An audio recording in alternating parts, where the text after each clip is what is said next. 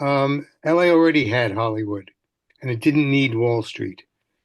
And its art scene was sui generis and not reliant on business. By the late '80s, New York had ceased uh, being the center of world art and was now the center of world art business. New York had become the capital of art commerce, in the process losing its role as the capital of art discourse. The discourse was still being maintained healthily out here. It wasn't replacing New York's, nor could it ever, but it was signaling that the art discourse was no longer in New York, but it was now, well, let's put it this way. The capital of the art world moved from New York to capitaloftheartworld.com. Uh-huh. LA could be its own art world. And LA was a very attractive art world I found in coming here for the dozen years I did from on an ongoing basis from New York. The artists were more welcoming, more experimental, uh, more tied to one another and less to their representatives, for better or for worse. So I'm really, And really curious, Peter, how things changed for what your early impressions were when you began to settle in LA compared to what's developed over the decades. well, LA has become a much more international art center. It's now part of the whole art map. That said, it's not lost its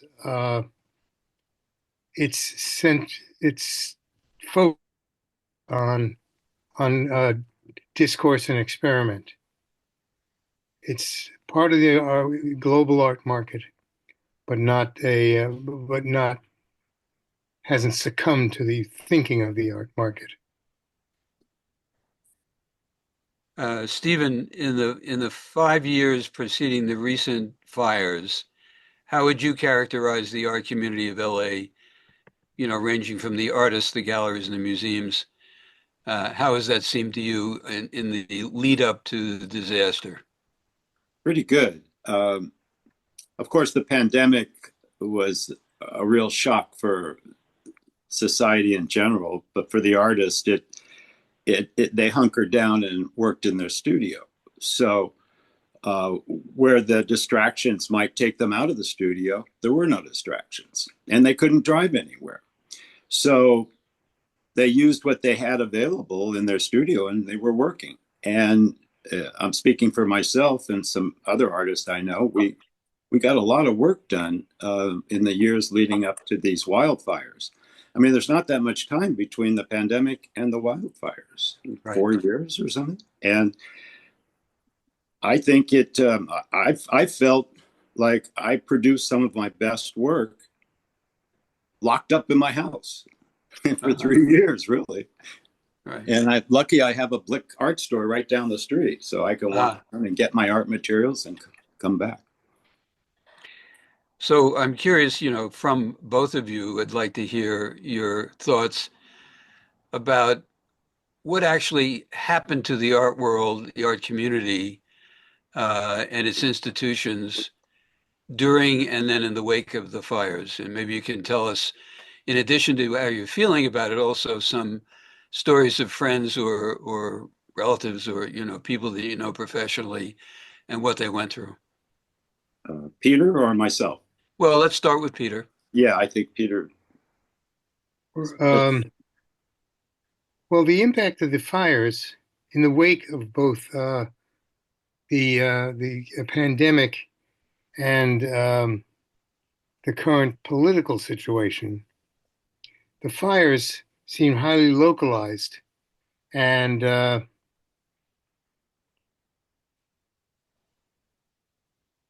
unfortunately focused on the people in its path and near its path.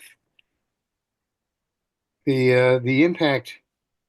I was thinking about analogies, and at first it occurred to me that the fires here had the same impact on people involved in the culture industries as 9/11 did in New York. Mm. But 9/11 was far more broadly cataclysmic and also a lot less and a lot less anticipated, both in meaning and in scope. And in fact, what the fires here most resembled was the impact of Hurricane Katrina on New Oh, Orleans' cultural network. I have several friends in New Orleans who lost some or all of what they made and how they documented and where they were uh, living. in the And they flooding, rebuilt. Sorry? in the flooding, I'm sorry. in the floods. In the floods yeah, of '05, Hmm. the hurricane. The fires here affected us the same way, although they did not cause a citywide evacuation, but they caused large evacuations in prominent parts of the city, the both where wealth focuses, such as in Pacific Palisades, and where um, the middle class, the working people, and artists both have come to live, as in Altadena with the Eaton fire. Right. So this fire was an equal opportunity destroyer, but its impact was most similar, I think, to Katrina's on the New Orleans art scene, although not as I said, not as thorough. Um, People here have gone through this for decades. Um, One of the first people that the local press turned to after the fires here in January was Lita Albuquerque, who lost everything in a fire in 2018. Uh-huh. And everything, studio, living, vehicle, et cetera, et cetera. And she and her family rebuilt. And that's what people are doing. People affected massively or glancingly by the fires. They're simply having to rebuild and go through the same headaches as everybody else, as their neighbors, except that artists are the producers of legacy, both in the work they make and the work they document making. And of Right. course, collectors,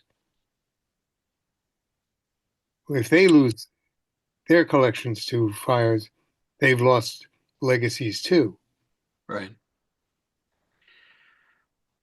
Uh, one thing that for those of us that are not in LA, our perception has been molded obviously by newspapers and television and so forth, the internet. It's been hard to understand how widespread it was to the art world as opposed to, the population generally. That was more obvious. And I can remember in my earlier life and, in Soho and so forth, the artist Jack Beale had a fire in his loft, which destroyed a lot of his art, and it became a sort of cause celeb in the art world because it was so devastating and so rare. Uh, Actually, yeah, uh, it wasn't as rare as you may think. Al Leslie this lost a lot of his abstract work in a fire, and is uh-huh, one of the things that turned him figurative. yeah, Uh, interesting. Robert De Niro Sr. Uh, Uh-huh, lost a lot in a fire. I think it was fairly early on in his career, but uh-huh, still, um, there you'll find that loss loss of studio space and inventory, for lack of a better word, Hmm. is something that a lot of artists go through, even if it's just being chucked on the street by their landlord Yeah, and having their work unceremoniously hauled away. right. Well, that happens to a lot of artists when they pass, isn't it? I mean, that's a whole other story of art that ends up in a dumpster, unfortunately. Right. And even wonderful art sometimes gets that kind of ending. Um, Stephen, your Yes. thoughts also on the fire, the breath of the fire, and the impact of the fire? Well, yeah, as you know, Los Angeles is so wide open. I mean, it's a big basin. It stretches for miles, and when you have a fire that cuts off two main roads, and there aren't any other roads to take, you've got a problem. And that's what we had here. Now, the 10 freeway takes you to the beach, but Yeah, they stopped it well ahead of the Pacific Coast Highway because they couldn't have cars pass so long there. It right. was a disaster area. And so that bottlenecked Santa Monica area and Venice, and it sort of just dominoed effect all over. Sunset Boulevard is another street that was a main Wow. thoroughfare to the ocean, and it was blocked off. Um, a number of my friends lost their home or their studio or all their work or everything, and it's one of those nightmares that artists dream about. At least I do, Yeah. um, because I've had so many studios, and we always get studios that are about as cheap as we can get them when we start out, and then we hopefully we can modify. But many times we have leaks, we have ruined canvases, we have soaked areas that um, just our heart. They just your heart just breaks when you see stuff like this. You put out your time and your mind into your work, and then it gets ruined. But with this fire, Doug, I think I came to terms with my vulnerability as an artist and my work as an artist, and that it's there to be seen. And if it gets burned up or if it gets washed by a rain, I'm just going with the flow. It's not going to bother me. I'm just going to keep being productive. And I think the pandemic really is what set me up for this because I was I spread too thin in Los Angeles, and I do divide my time between Costa Rica and here in LA, only because my wife is from Costa Rica, so we really like to spend at least a month during the year there, and I have my studio there, and I am very productive there. So it's a great place for me to be. Unfortunately, I was here during the fire, and or maybe I should say fortunately, because I was there for friends when they wanted to talk, and just having another artist talk to you after you've lost everything um, is helpful. Right. Right. Being available to artists as someone who understands uh, particularly what they stand to lose, what they have lost. It's not just losing a house. It's not Right. just losing a studio. It's losing your own history. Right. Yes, Right. you Uh, know, I was there's going to say, I know that statistically, uh, the insured losses were about $20 billion, yeah. but the total economic loss could be 50, 60, 70. Nobody really knows yet. It's still being calculated, apparently. Wow. Well, I think that in the Palisades, you have a number of wealthy homeowners that did have very nice collections.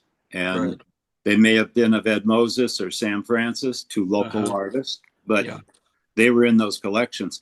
And also in all over Los Angeles. So I don't even think they know yet exactly how much was lost with the Right. with the collections, Right. but with the artists, I mean, that's really that hits to the bone is because it's they can replace their collection with another piece. We Right. can't. Right. Um, let's turn for a moment here also to the impact on art galleries and museums. I understand, for example, that the fire came very close to one part of the Getty Mhm. and then just stopped short of it, um, uh, in that hillside area, I That guess. was through no fault of the fire. The Getty staff was extremely diligent and sacrificed a lot of their own time and energy to make Uh-huh. sure that Uh-huh. the That fire started like at like 3 or 4 in the morning, didn't it, Peter? actually, if I'm remembering correctly, I think it started at the fire started at 3 or 4 in the morning, but it got to the Getty Villa, not the Getty Hall. Oh, the Getty Villa. Yeah. It was at the Getty Villa on PCH. If Um, anybody saw that, that was amazing because it's burned all around it, all around, Uh-huh. but all I don't around think it. it reached the villa until about 10:30 that morning. Yeah, Uh-huh. By which time, extra workers had already arrived. Did yeah. did any of the museums in Los Angeles County suffer any damage? Art museums, not to my knowledge. There were Okay. several historic places that were damaged or even destroyed, Mhm. and several architectural uh, landmarks. Oh, I can't remember any of them off the top of my. Well, there was the Will Rogers house Uh-huh. Yeah, uh, that's a lot of history there. yeah, Was that completely destroyed? apparently. Oh, Yeah. that's bad. There's so many eucalyptus trees up there, and they're full of oil. So the eucalyptus trees, Uh-huh. once they start, it's really hard to stop them. Then you have a 60, 70 mile an hour wind blowing the trees Uh-huh. Right. sideways. Right. Yeah, It's the fires, the heaviest winds in years were fanning those fires. yeah. If I can add something, I mean, Please. I grew up in LA. I've witnessed the Malibu fires, the Topanga fires, the Bel Air fires, been part of all of them, but unscathed. And I moved on. And even as a junior high school student, I was brought out to our track field because Mandeville Canyon was going up in smoke in the Bel Air fire. And so I've always been aware of that here in Los Angeles. And in Malibu, I lived for about 3 years, and I really, really was nervous living there. It Mhm. was either mudslides and floods, or it was a threat of a fire.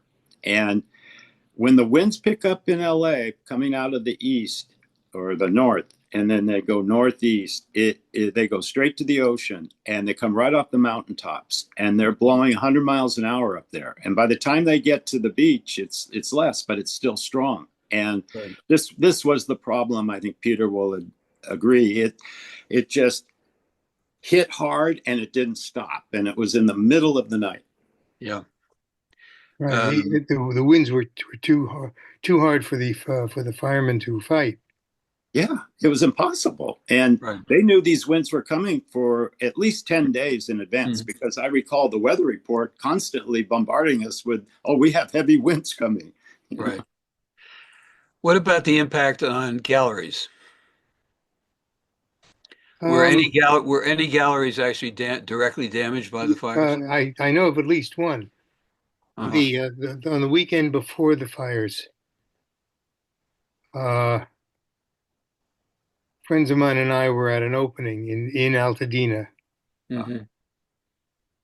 of a mutual friend, a small gallery, kind of do-it-yourself gallery like so many are these days, Hmm. Yeah. on a main drag in Altadena. And what we were celebrating Sunday afternoon, by Tuesday morning, was ashes.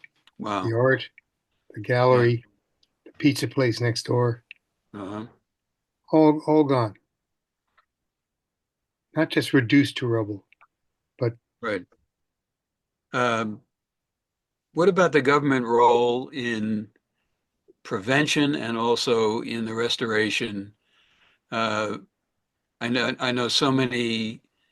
It's said that so many, particularly in places like Altadena, either did not have any insurance at all, Mhm. or had very limited insurance or inadequate insurance, and that there's an issue with the state of California and the federal government to and the insurance companies in order to try to make this whole.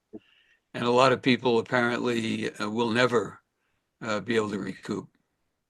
I think that's universally true, not just in LA or in California.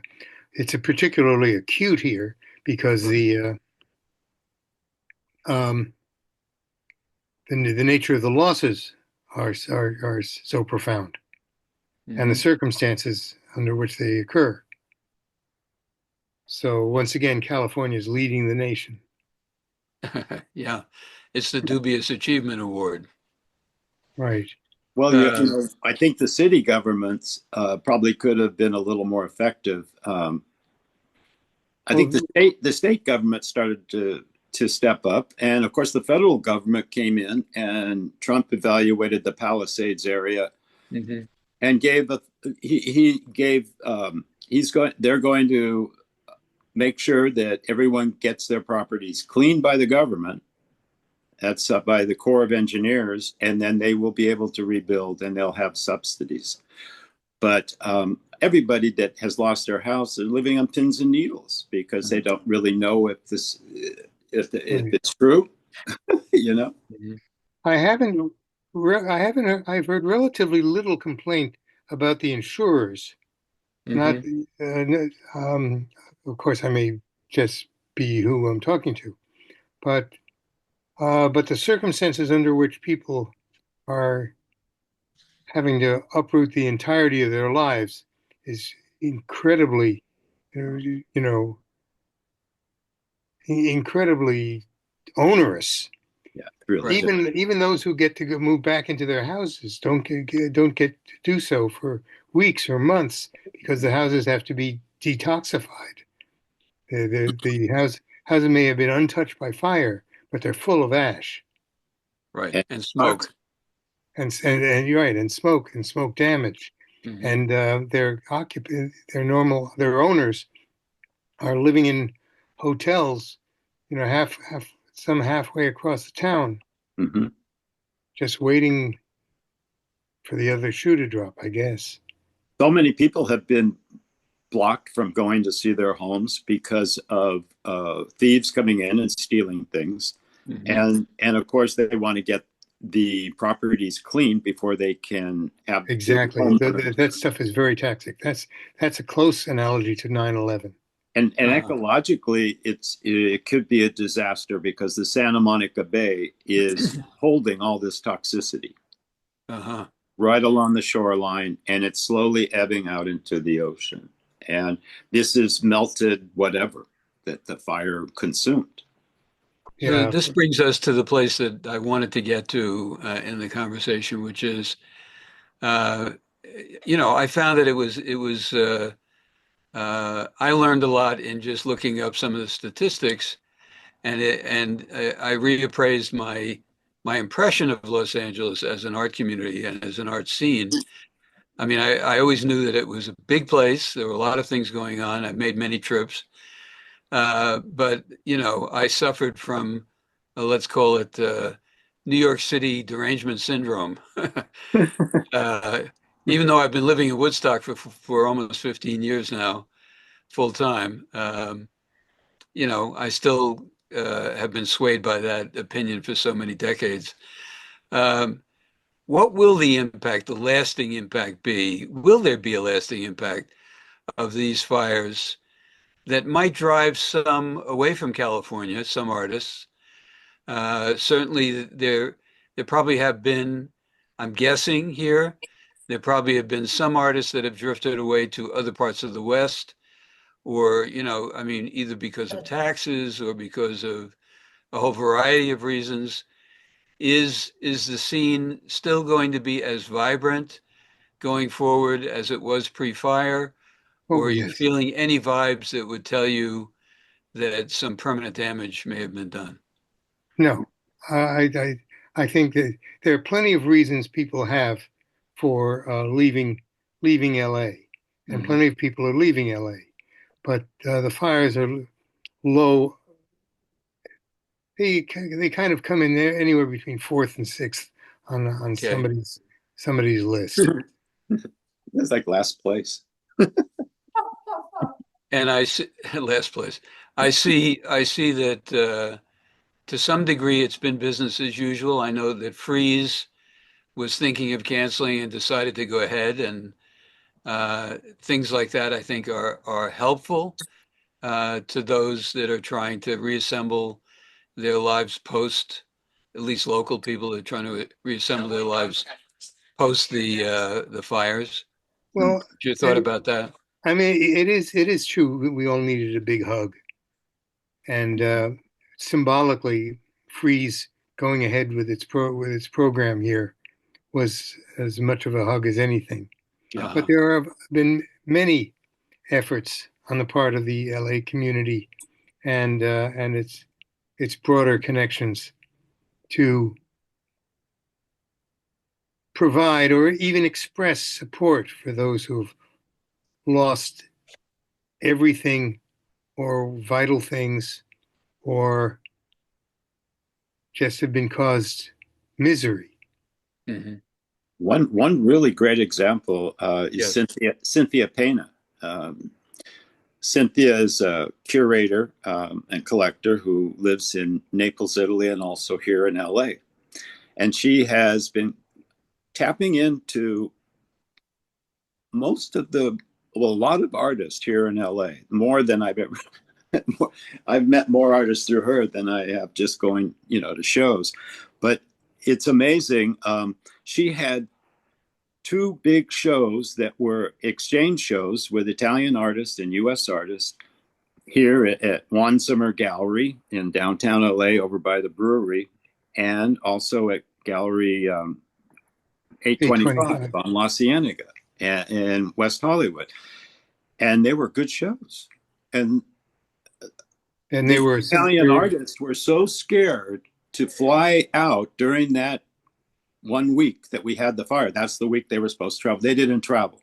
And so their work came with Cynthia because she left at the same time. I think it was a few days before the fire.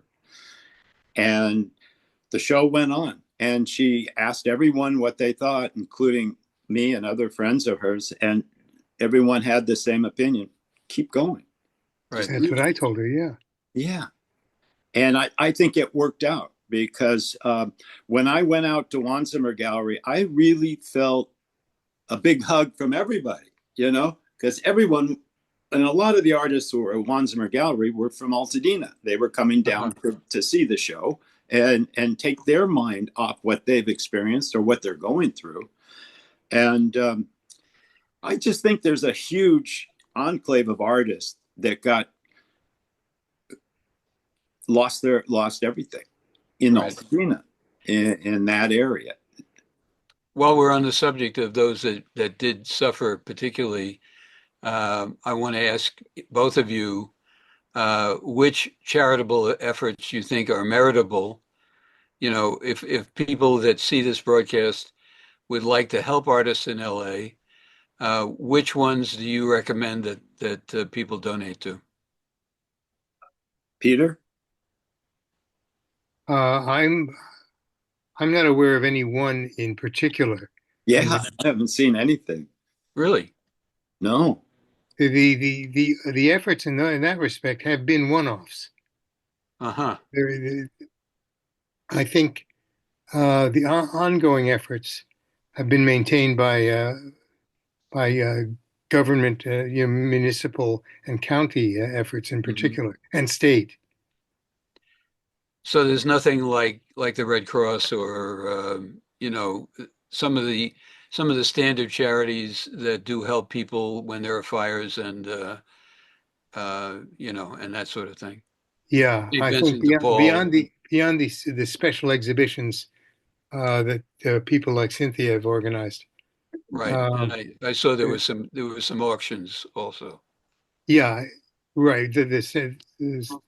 Those two, but those again are one-offs. Right. I think we'll take some comments and questions from people that are watching and keep going that way. So anybody that would like to ask questions of our friends in Los Angeles or make comments, just unmute yourself and speak up.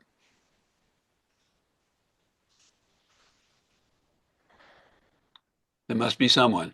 I just want to say I think it's great that you've held this and have Peter and Stephen here to talk about what's going on out there.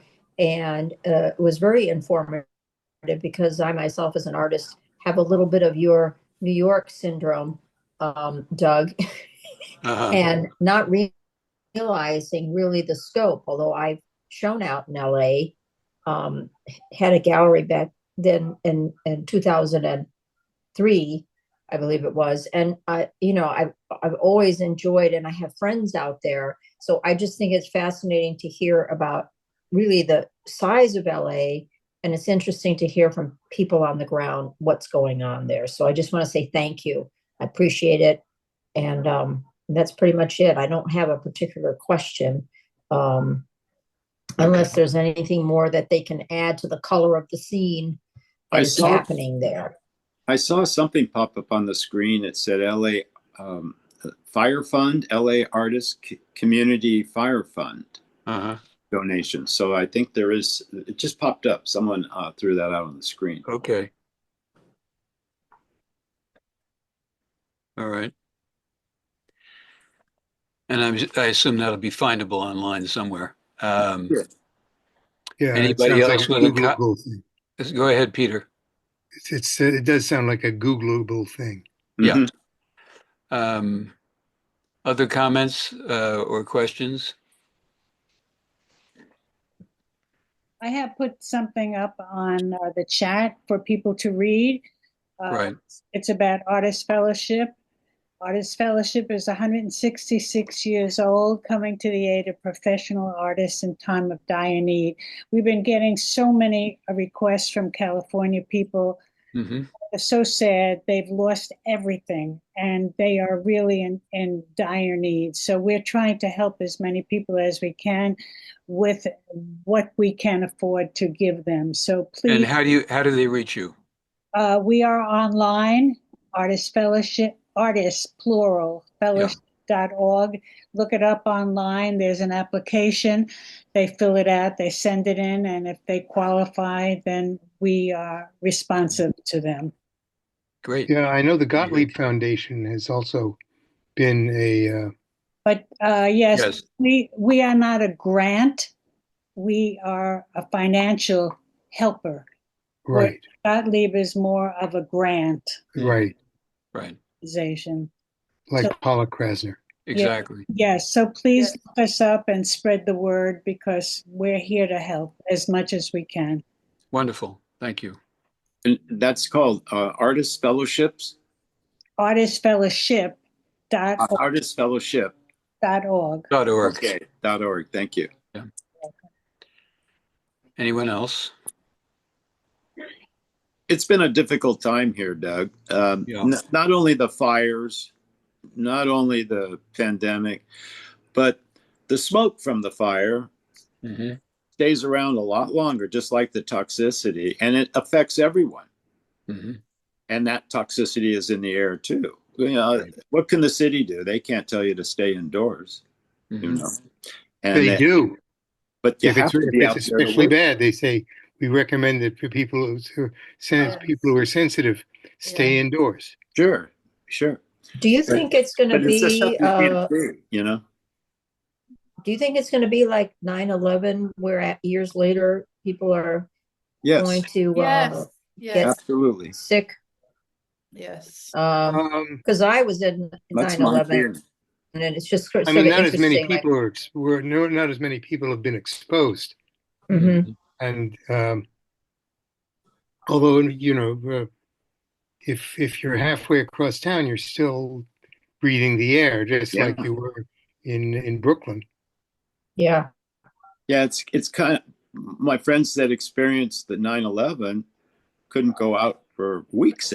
I think it was ridiculous, And gosh, that's right when I was familiarized with New York, and I was ready to go, and I had to cancel my flight. But it is a similar type of effect. I think we're going to have lasting maybe medical problems from it. You know, it's possible. They're Yeah, very well, people- It won't have been the first time. Yeah, it won't be the first time, and the ocean is they're trying to keep people out of the water, but surfers go out in the ocean, you know, waves. Right. You bring up the matter of air with a native Angelino, and they start reminiscing about what the air looked like in the 1960s. Looked like, yeah. I remember in the what it 60s, looked like. it was Exactly. gray. The first time I visited LA with my parents back in the 60s, we drove from Las Vegas out here, and right about San Bernardino, I noticed that the sky had become khaki in color. Right. Yeah. And I had never seen anything like that. Mm-hmm. Has there been any impact from the latest things that are happening with FEMA and the cuts and the new administration? Is there talk about that? Is there any? Constantly, but Yeah. no, but there, nothing. Is there any? But is there some like tangible impacts that you're aware of? Not yet, thanks to the legal system. Right. Yeah, there's a lot of red tape. Not just red tape, but judges keeping the administration at bay. Yeah. Yeah, that's true. Mhm. It's kind of a crazy situation here. Yeah, exactly. The situation, the fires almost coincided with the inauguration. Right. Mm-hmm. Bring it on. Yeah. We need 2 more horses for an apocalypse here. Yeah. Wait a minute. If we're talking Russia, we're talking Troika. That's a good place to start. Yeah. Do we have any other comments or questions? Well, I want to thank you for inviting me. Certainly. And of course, I love Peter. He's a great guy, and he's a terrific critic, and he's our critic in LA, you know. And that's why he's here.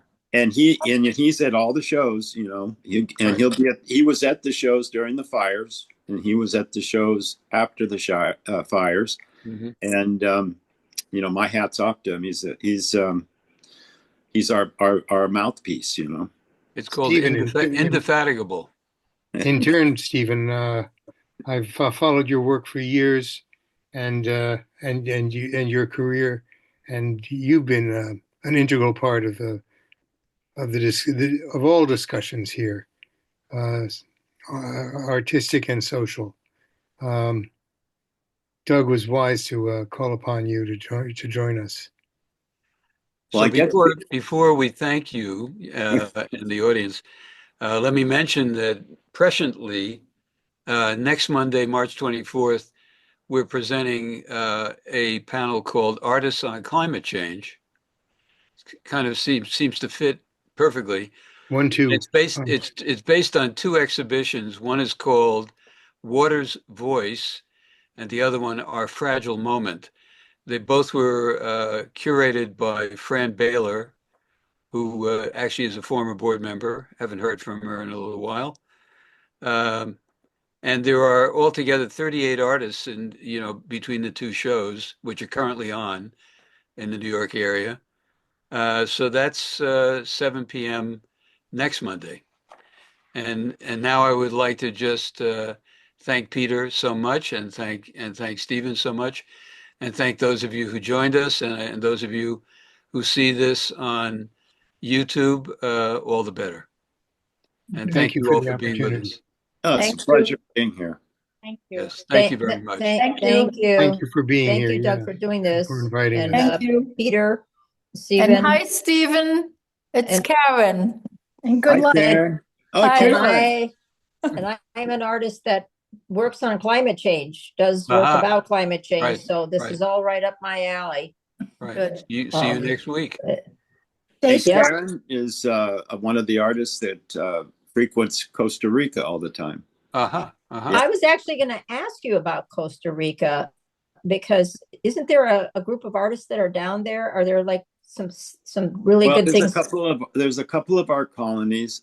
Doug was very interested in the art colony that I attended, the William White Art Colony in Ciudad Colón, which is just outside the capital of San Jose. Right. A lot of artist talking art people have gone there over the years. Yeah. I tried to get in touch with some people there. I've always been fascinated with that and wanted to go down and visit. Contact Stephen. Okay. Yeah, we're working on putting another art colony together. So that's sort of in the works right now for writers and visual artists. So I'm trying to work with this particular art colony has stopped, and the owner inherited it and decided he was going to make money off of it being a landlord. So that's where that. Can you give me Doug? Can I reach out to you to get Stephen's info? Yes, go right ahead and do that. Certainly, yeah. No problem. All right, I'll reach out to you. Okay, great. Thank you all. Thank you. All right, guys. Thank you. Okay, thank you again for the invitation. You're welcome, Peter. Thank you. Thank you. Good luck. Take care. Good seeing you guys. Have a good week. Likewise. Thanks. you.